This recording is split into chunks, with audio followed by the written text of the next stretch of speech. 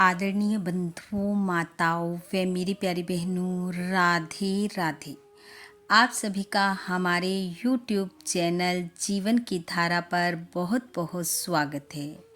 बंधुओं, आज हम इस वीडियो में गोपाष्टमी पूजा की विधि व गोपाष्टमी की प्राचीन कथा सुनेंगे, जिसे सुनने सुनाने से भगवान श्री कृष्ण की अपार कृपा प्राप्त होती है। वे जीवन में तरक्की के रास्ते खुलते चले जाते हैं। कथा कहानी सुनने के बाद यदि आप हमारे चैनल पर नए हैं तो कृपया हमारे चैनल को सब्सक्राइब करें, बेल आइकन को प्रेस करें ताकि हमारी वीडियो की नोटिफिकेशन सबसे पहले आप तक पहुंचे। वीडियो को शेयर व लाइक भी जरूर करें। बंधुओं, कार्तिक शुक्ल पक्ष की अष्टमी तिथि को गोपाष्टमी के रूप में मनाया जाता है।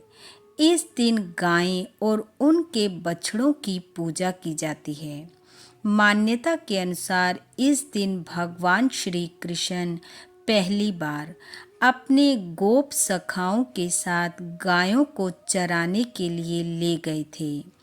इसलिए सभी ब्रिजवासियों ने संध्या को गायों बछड़ों सहित भगवान श्री कृष्ण के सकुशल वापस लौटने पर खुशी व्यक्त करते हुए गायों की बछड़ों सहित पूजा की थी। इस दिन सुबह जल्दी उठ स्नान आदि कार्यों से निवृत्त हो गाय और बछड़े की पूजा की जाती है। सबसे पहले गाय और बछड़े को स्नान करवाएं, फिर रोली मोली गुड़ चावल से पूजा करें। हल्दी से गाय और बछड़े के थापे लगाएं, धूप दीप से आरती करें, फिर हरा चारा, गुड़, जलेबी, लड्डू गाय माता और बछड़ों को खिलाएं। गाय माता की परिक्रमा निकालें।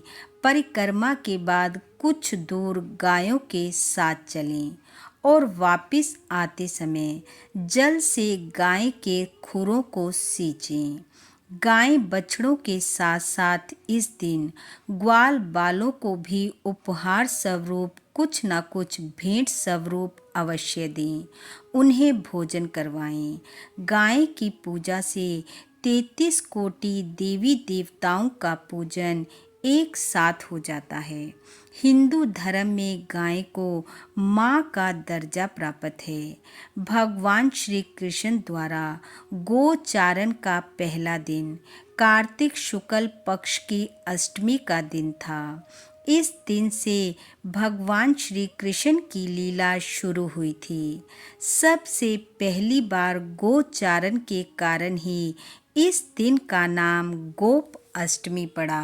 कुछ लोग इस दिन गोपाष्टमी व्रत को भी धारण करते हैं, क्योंकि जब भगवान श्री कृष्ण पहली बार ग्वाल बालों के संग गाय चराने गए थे तो माँ यशोदा और ब्रिजवासियों ने उनके सकुशल वापस लौटने के लिए व्रत रखा था और संध्या को उनके वापस लौटने पर गाय बछड़ों व ग्वाल बालों और भगवान कृष्ण को भोजन कराने के उपरांत सब ने भोजन ग्रहण किया था। आइए अब सुनते हैं गोपाष्टमी की कथा। गोपाष्टमी से संबंधित दो कथाएं मानी जाती हैं और दोनों का संबंध भगवान श्री कृष्ण से है। कथा के अनुसार जब कान्हा 6 वर्ष के हुए तो एक दिन वो माँ यशोदा से कहने लगे, माँ, अब मैं बछड़ों की बजाय गायों को चराने ले जाऊंगा। अब मैं बड़ा हो चुका हूँ। माँ ने बहुत समझाया पर कान्हा कहाँ मानने वाले थे। कान्हा की जिद के आगे माँ यशोदा को झुकना पड़ा, पर उन्होंने कहा, कान्हा, पहले अपने बाबा से इजाज़त लो, तब ऐसा होगा। और माँ ने कान्हा को नंद बाबा के पास भेज दिया। कान्हा ने नंद बाबा के समक्ष जाकर कहा, बाबा, अब मैं गायों को चराने ले जाऊंगा। नंद बाबा बोले, कान्हा, तू अभी छोटा है।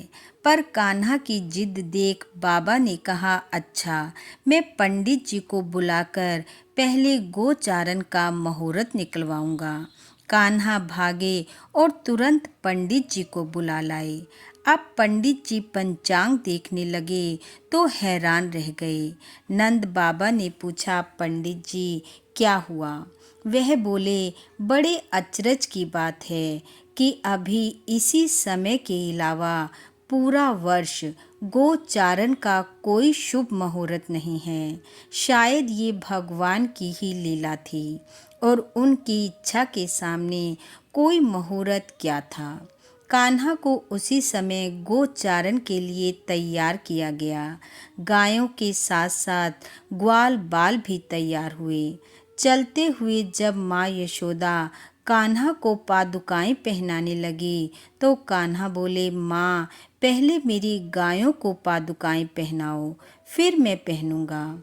भगवान की ये बातें सुनकर माँ भावुक हो उठी और कान्हा नंगे पांव गौचारण के लिए चले गए। इस प्रकार जब भगवान श्री कृष्ण गायों को पहले दिन चारण के लिए लेकर गए थे, उस दिन कार्तिक शुक्ल पक्ष की अष्टमी तिथि थी। उसी समय से हर वर्ष यह दिन गोपष्टमी के रूप में मनाया जाता है। भगवान श्री कृष्ण के जीवन में गायों का महत्व बहुत अधिक था। उन्होंने स्वयं अपने हाथों से गायों की सेवा की। गाय सेवा के कारण ही इंद्रदेव ने इनका एक नाम गोविंद रखा था। दूसरी कथा के अनुसार जब भगवान श्री कृष्ण ने अपनी सबसे छोटी उंगली पर गोवर्धन पर्वत को धारण कर ब्रिजवासियों की इंद्र के प्रकोप से रक्षा की थी। इंद्र का प्रकोप ब्रिजवासियों पर इस तरह बरसा था कि लगातार 7 दिन तक वर्षा होती रही और भगवान कृष्ण ने उन्हें बचाने के लिए गोवर्धन पर्वत को उठाए रखा। मान्यता के अनुसार वह गोपष्टमी का ही दिन था जब इंद्र ने अपनी हार स्वीकार की थी और भगवान से क्षमा मांगी थी, जिसके बाद श्री कृष्ण ने गोवर्धन पर्वत को नीचे रखा। इसलिए बंधुओं, गोपष्टमी के दिन गाय बछड़ों और ग्वाल बालों की पूजा कर भगवान श्री कृष्ण का आशीर्वाद अवश्य प्राप्त करना चाहिए। गाय की पूजा सेवा हमें सदैव करनी चाहिए, क्योंकि गाय माता माँ की तरह ही हमारा पालन करती है। बोलो भगवान श्री कृष्ण की जय। बोलो गाय माता की जय। बंधु, भगवान श्री कृष्ण वे गाय माता की कृपा आप व आपके परिवार पर सदैव बनी रहे। आपका घर आंगन खुशियों से महकता रहे। इन्हीं शुभकामनाओं के साथ आप सबका बहुत बहुत धन्यवाद। राधे राधे।